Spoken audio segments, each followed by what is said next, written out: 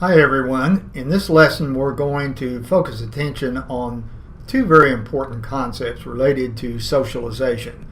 Anticipatory socialization and re-socialization. Focus on information in your study guide on pages 11 and 12, and there's also some good support information in the third chapter in your textbook. On the 11th page of your third study guide, there's a working definition of anticipatory socialization. This is one that is a bit more detailed. It is a kind of rehearsal, if you will.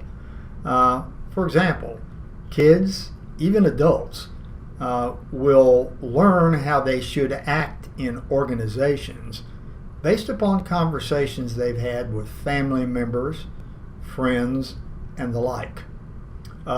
Information about what to expect in an organization or in certain situations can also be picked up from lessons we have as part of our schooling that might describe a situation, a circumstance, a different type of work. Peers, friends, as well as the media can also play a role in anticipatory socialization, and even part-time employment will provide insights into what is expected when working in a particular organization or group. So I hope you've gleaned from this. It's important to recognize that anticipatory socialization is not something that just children engage in, although this is a classic example. Will this young lady automatically grow up and found a family, have children? Maybe not. But at least, again, she's gaining some insights, as is this young boy who is emulating the behavior of his father. But a lot of you know too, in certain professions, like the medical profession, there's a lot of anticipatory socialization, sometimes occurring within the context of a classroom.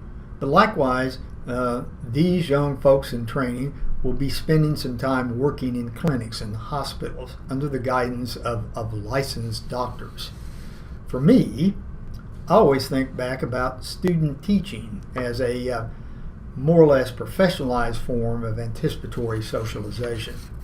Under the guidance of a licensed instructor, I learned something about my future role as a teacher.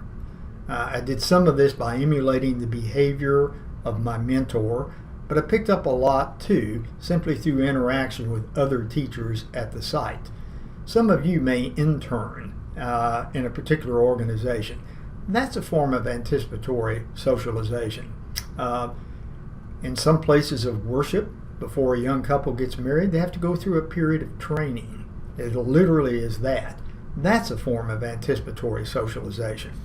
Now, resocialization is something that is different. Take a moment and look through in detail the definition of resocialization on the 11th page of your study guide. Here, you want to remember that you're in a situation, or people are in a situation, of replacing previously learned norms and values with new ones. This may be part of the key transitions that occur in life. For example, if somebody gets divorced, furthermore, if they raise a family, if they move from one community to another, if they become part of a new organization, or if they lose their job, or if someone experiences the death of a loved one, all of those, again, are a basis for re-socialization, being put into a series of new situations, having to learn to adjust to new conditions over the course of one's life. Now, you want to remember that resocialization can be involuntary. You got no choice, such as the type that occurs here. On the other hand, if you go back to something we focused on in an earlier class session, Do you remember Thomas More, the young Native American who was sent to a boarding school where he was completely stripped of his former culture? He went through resocialization. Furthermore, it's important for you to remember that resocialization generally is a two-step process. Okay? On the one hand, people are stripped of their former selves. They undergo what is sometimes referred to as a degradation ceremony. Some have referred to it as the mortification of self. And there's a great film you can watch. Some of you may have already done so. Stanley Kubrick directed it, Full Metal Jacket, that illustrates, again, the process of a degradation ceremony quite nicely. What happens to all recruits? Well, they lose their hair. They lose the clothing that they're worn. They're all put in the same type of clothing, if you will. Furthermore, in their training, they may not be referred to by their name, but by some derogatory title, like maggot. Okay? That's all part and parcel of the process. A second step is that resocialization, again, may be aimed at literally trying to build a new person, a more compliant person, and a system of rewards and punishments are often involved. Now, frequently, but not always, resocialization occurs in what Goffman labeled a total institution. Now, this is a very important concept for you to remember. Total institutions take a lot of different forms. Some of you might recall this gentleman, Jim Jones. He moved his entire membership to Guyana, South America, and created a community, Jonestown, the People's Temple Agricultural Project. And in total institutions, you want to remember that pre-existing statuses are suppressed. The staff attempts to control everything. And I mean everything, through a system of rewards and punishments. When you go to the bathroom, when you eat, all that sort of stuff. And everything is standardized. Everybody's supposed to do it in exactly the same way. And nobody really leaves a total institution unaffected. Unfortunately, for the followers of Jim Jones, the overwhelming majority of them ended up dead. Most of you are probably familiar with the fact that over 900 members of his organization, some were forced to do it, but it looks like maybe the majority did it willingly, engaged in what Jones himself referred to as an act of revolutionary suicide.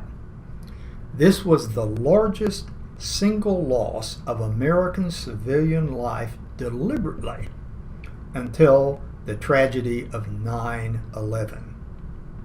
Prisons, boot camps, mental hospitals, all of these can be likened to total institutions.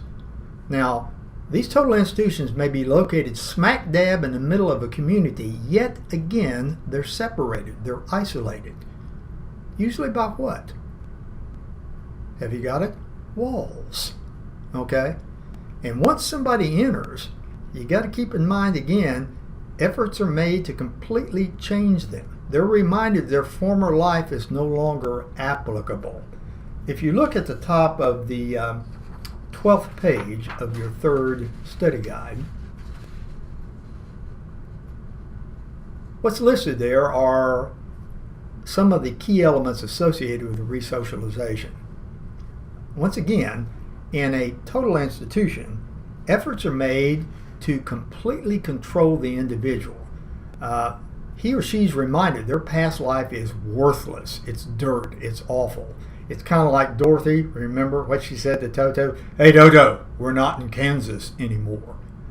The The former self is considered unworthy. It's denied. One is encouraged to actively participate in his or her socialization. They're actually encouraged to be critical of themselves. Okay? Likewise, you want to remember something else. There's a use of I shouldn't say increased, but extreme sanctions. There's an increased use of them big time way in total institutions. You remember what sanctions are? They're rewards or punishments. Now, when I say extreme, I mean it. All the way from the threat that you're going to die to eternal salvation.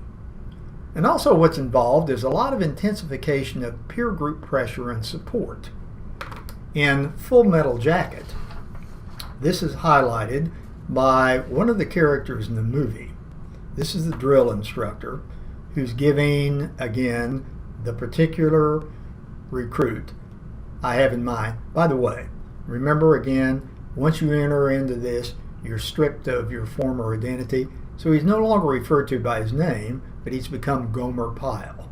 And the drill instructor is giving him absolute hell. What did he find in inspection? A jelly-filled donut in Gomer Pyle's footlocker. What does he do? Well, he brings into play the peer group. Okay? Who gets punished? Not Gomer Pyle, but the whole group. Okay? The whole group. Now, from that point on, every time Gomer Pyle screws up, it's the other guys that get punished. What's their response? Well, late one night, they gag Gomer Pyle. Several other guys on both sides of the bed hold the blanket down where he can't get out. And they give him what is called this, a blanket party beatdown, where all of the men in the barracks put a bar of soap and a towel, and they just beat the living crap out of Gomer Pyle. Okay? Now, I'm not taking much away from the film when I tell you that this has a profound impact on Gomer Pyle. As a matter of fact, profound enough, and I'll repeat this, profound enough that he snaps. And in the end, he kills the drill instructor and commits suicide. But as I mentioned a moment ago, nobody exits a total institution without being impacted, both in a direct and an indirect way. In some cases, people will leave rehabilitated. Others may leave little, if any, changed. Others may literally become bitter and angry. And if somebody spent a great deal of time in a total institution, living in a highly controlled environment, they can become institutionalized. And a classic example of that comes from a terrific film, Shawshank Redemption. Some of you might remember the old con. His name was Brooke Hatlin. He was the prison librarian. And he spent almost his entire adult life in prison. So when he gets out, he goes to a halfway house. He even gets a job. He leaves this message, okay, in the room where he is staying at the halfway house. And then what's he do? Any of you remember from the film? He commits suicide because he does not know how to live outside of an institutionalized environment. And I suspect, too, if you look at a lot of films, you will find some that are based upon key characters who are struggling against efforts to resocialize them. One of my favorites is a Jack Nicholson film, One Flew Over the Cuckoo's Nest. He tries to convince the other guys in the ward in the mental hospital where he is, they aren't really insane. They just kind of bought into the notion. It's become a self-fulfilling prophecy. He's so active, and again, the staff realizes he's so disruptive. What did they do to him? At the end of the film, they lobotomize him in order to control him. And then one of my all-time favorite movies, because I'm a big Paul Newman fan, is Cool Hand Luke. If you've never seen it, you should. Luke is, again, one of those individuals who struggles against efforts to resocialize him, escaping again and again and again from a prison where he's been incarcerated. Finally, at the end, again, the staff, at least some members of the staff, come to believe he's incorrigible. So what do? They kill him. So bear in mind the impact of resocialization. Don't forget that there is such a thing as voluntary resocialization. People might join a religious order that asks them to completely renounce their former life, but they do so voluntarily. People enter the military today in a voluntary fashion. You may very well know someone who's gone into drug rehab on their own. They haven't been forced, they just think it's time for me to do this. So bear that in mind, if you will. And keep in mind that resocialization takes a lot of different forms. Sometimes it can be very intense. We've looked at several examples. But also there can be subtler, less intense forms of resocialization. When you graduated from high school, you went through a resocialization experience. If you are married, when you were married, that was a resocialization experience. Okay? When you retire, same thing. So bear in mind it takes a lot of different forms. Okay? Until next time.